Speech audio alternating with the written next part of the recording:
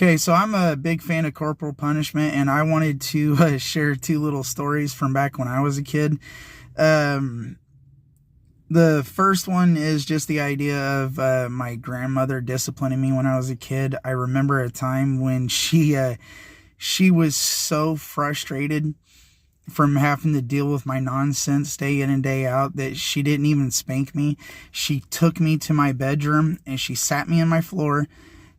She sat me down, looked at me sternly, walks out the door, shuts it behind her, and she left. I didn't see her again forever. The funny part is that her disciplinary style was so good, she didn't even have to whip me.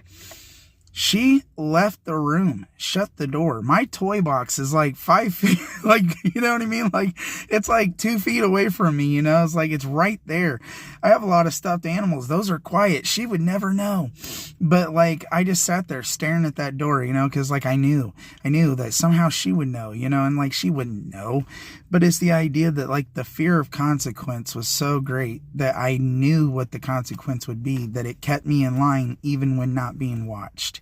And I think that is proof positive enough of what corporal punishment can do for this country. You know, that when we put proper discipline to actions, people start to fall in line and be a lot more complacent with decency. You know what I mean? The other one goes back to the idea of my stepdad, who caught me and my cousin playing with, or not playing with, but listening to a cassette tape of his that he had told us we couldn't listen to, okay? And it was Jeff Foxworthy, of all things. You know, fucking love Jeff.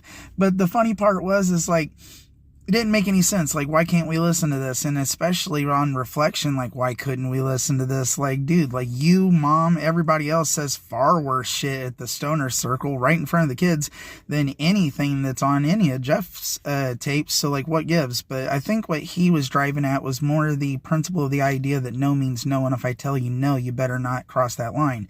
To prove this, to emphasize, he took the cassette, because he came in and caught us. He took the cassette out of the player and snapped it in half right in front of us and just stared us down for like a couple seconds and walked away. Never said a fucking word, just grinned. Okay.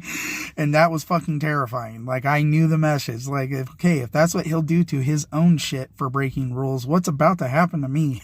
Like, oh, it sounds horrible, I know, but very effective. So do with that what you will. I'm just saying, guys.